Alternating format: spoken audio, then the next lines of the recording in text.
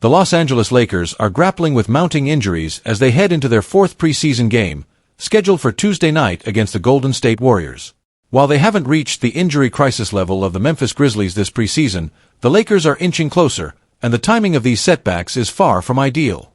Tuesday's matchup is the first of two exhibition games between these Pacific Division rivals, and the Lakers are looking to build chemistry before the regular season begins.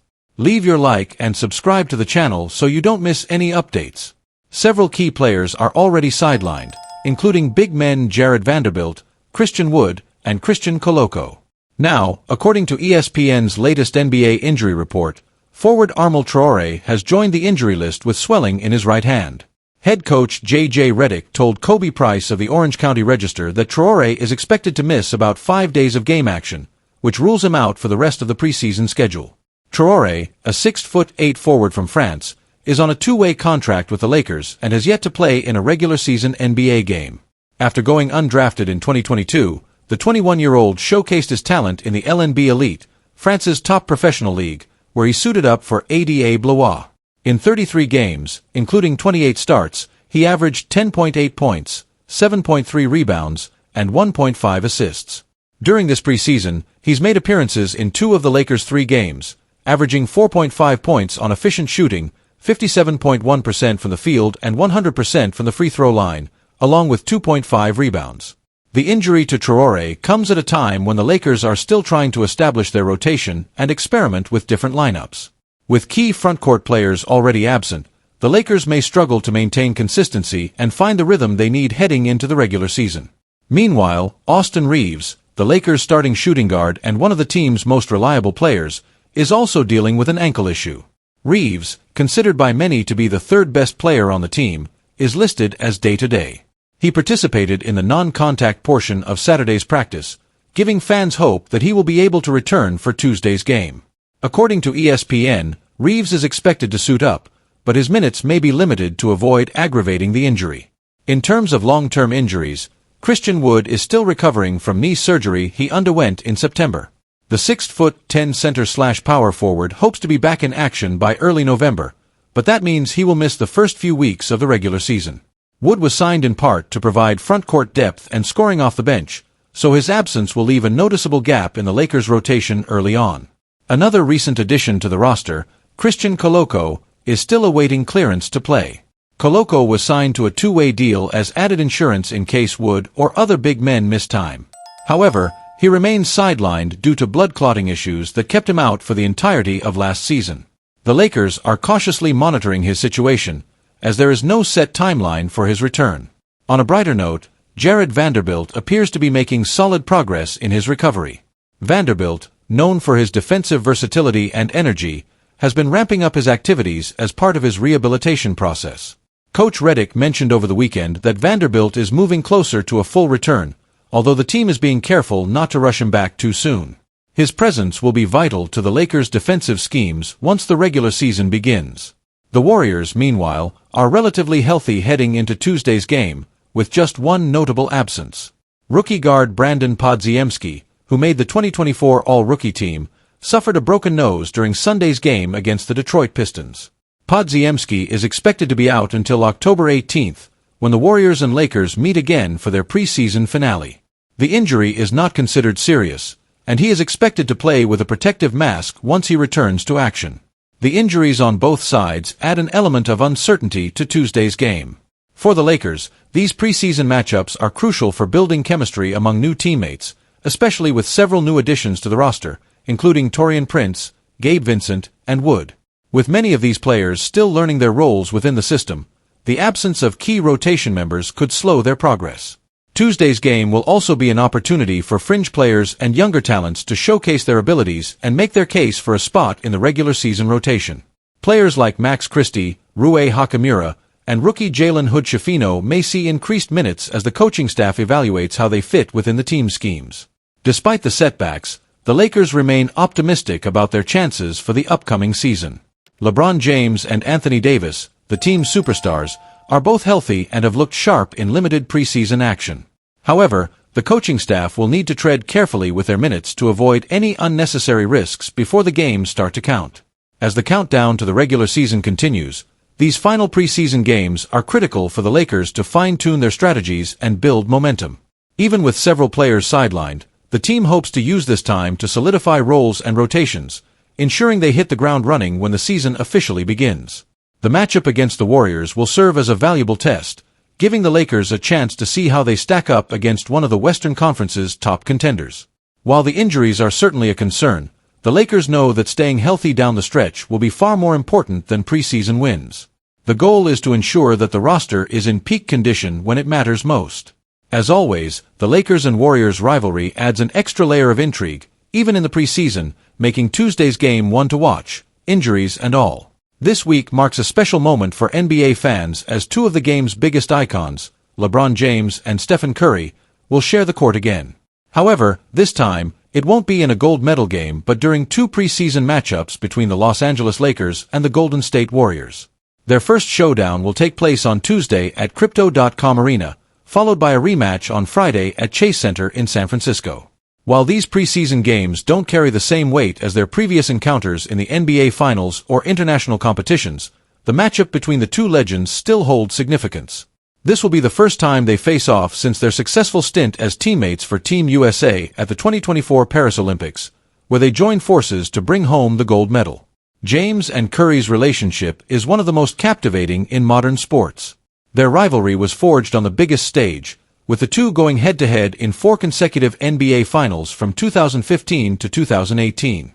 During that stretch, Curry's Warriors won 3 championships, solidifying Golden State as a modern dynasty, while James led the Cleveland Cavaliers to a historic comeback in 2016, delivering the franchise its first-ever championship. But beyond the competitive tension, the two stars have maintained mutual respect throughout their careers. Early in Curry's rise, James played the role of a mentor, offering advice and support to the young sharpshooter as he adjusted to the NBA spotlight. As Curry's game evolved and his success skyrocketed, the dynamic shifted, transforming from a mentor-student relationship into one of the league's fiercest rivalries. Despite years of competing at the highest level, time has softened their rivalry, allowing their friendship to flourish once again. That bond was solidified further during the Paris Olympics, where the two got to experience something they never had before, playing on the same team in meaningful competition. Reflecting on his Olympic experience, LeBron described the opportunity to team up with Curry as a career highlight. "It was everything I hoped for and more," James told ESPN's Dave McMenamin during an interview on Monday. Getting the chance to play alongside Steph, especially in a do-or-die environment like the Olympics, was special. "We built memories that I'll cherish for the rest of my life. It's not often you get to compete with someone of his caliber, and to do it on such a big stage made it even better." James and Curry's chemistry was on full display throughout the tournament, as they combined their talents to lead Team USA to a dominant gold medal finish. For many fans, it was a dream come true to see two of the greatest players of their generation working together rather than battling each other. Despite the thrill of their Olympic partnership, James acknowledged that it's uncertain whether they will ever have the chance to reunite as teammates in the NBA. With both players now in the twilight of their careers, the window for such a reunion is narrowing. James, who is preparing to enter his 22nd NBA season, has not indicated when he plans to retire, but it's clear that his playing days are numbered. While he has expressed a desire to stay in the league long enough to play alongside or against his son Bronny James, who is expected to enter the NBA in the near future, the clock is ticking on how much longer LeBron will continue to dominate at the highest level. On the other hand, Curry, though still performing at an elite level, also faces uncertainties about his long-term future. Having spent his entire career with the Warriors, Curry has become the face of the franchise, embodying the culture and identity of Golden State. With multiple championships and countless records under his belt, Curry's legacy is firmly established. It's unlikely that Curry would ever leave the Warriors, given his deep ties to the organization and the fanbase. Therefore, if a reunion between James and Curry were ever to happen in the NBA, it would almost certainly require James to join the Warriors, a scenario that seems far-fetched, considering LeBron's own legacy and the importance of his connection with the Lakers franchise. "I have no idea if we'll ever get to play together again," James admitted. "But I'll tell you this, those memories from the Olympics will stay with me forever. Whether we're on opposite sides of the court or playing together again, the respect and friendship we've built is something special." For now, fans will have to make do with moments like these preseason games, where they can watch two of the greatest players in history share the court once more, this time as rivals. Even in a preseason setting, The competitive spirit between the two is sure to shine through, offering a glimpse of the magic that has defined their careers. The broader basketball world continues to wonder how many more of these moments we'll get to witness. As James and Curry inch closer to the end of their careers, every matchup between them becomes more significant. Whether they are leading their teams in the playoffs, representing their country on the international stage, or simply facing off in a preseason game, the interactions between LeBron and Steph serve as a reminder of the incredible journeys they've shared. Fans of both the Lakers and Warriors will savor these encounters, knowing that the days of seeing these two legends compete are numbered. But regardless of what the future holds, one thing is certain: LeBron James and Stephen Curry have already cemented their places in basketball history, both as rivals and as teammates. And their connection, forged through competition and camaraderie, will remain a highlight of the sport for years to come. So, as the Lakers and Warriors prepare to tip off this week, fans should sit back and enjoy the show. Whether they're playing against each other or, in rare moments, alongside one another, LeBron and Steph continue to captivate audiences around the world, reminding us all why we fell in love with the game of basketball in the first place. As the new NBA season approaches, the Los Angeles Lakers find themselves in a familiar position, trying to re-establish their status as contenders in a fiercely competitive league. After being eliminated in the first round of last season's playoffs, the team is looking to make adjustments that can push them back into the title conversation. While they retain a solid core built around LeBron James and Anthony Davis, the Lakers know that the margins for success are slim, especially in a loaded Western Conference. The biggest change heading into this season is the arrival of new head coach J.J. Redick, who takes over following the departure of Darvin Ham. Redick, a former NBA sharpshooter and analyst, steps into his first head coaching role with the challenge of maximizing a roster that is talented but hasn't yet realized its full potential. Redick's success will largely depend on how well he can integrate the existing pieces and find solutions to areas where the Lakers have struggled, particularly in their frontcourt depth. The front office, constrained by limited financial resources, made only modest moves during the offseason, opting to preserve much of last season's roster. This approach suggests that the Lakers are banking on internal improvement and strategic adjustments under Redick's guidance. However, recent reports indicate that the team's leadership isn't entirely satisfied with the current roster and is actively exploring the market for a potential addition, specifically, a big man who can provide depth at the center position. According to NBA insider Shams Charania, sources tell me the Lakers have started looking into the possibility of adding a center to their roster. There's no specific timeline, but the search is underway. This revelation could revive trade conversations with familiar partners in the Western Conference, most notably the Portland Trail Blazers. The two teams engaged in trade discussions throughout the summer, and Portland's current roster could hold the key to solving the Lakers' needs.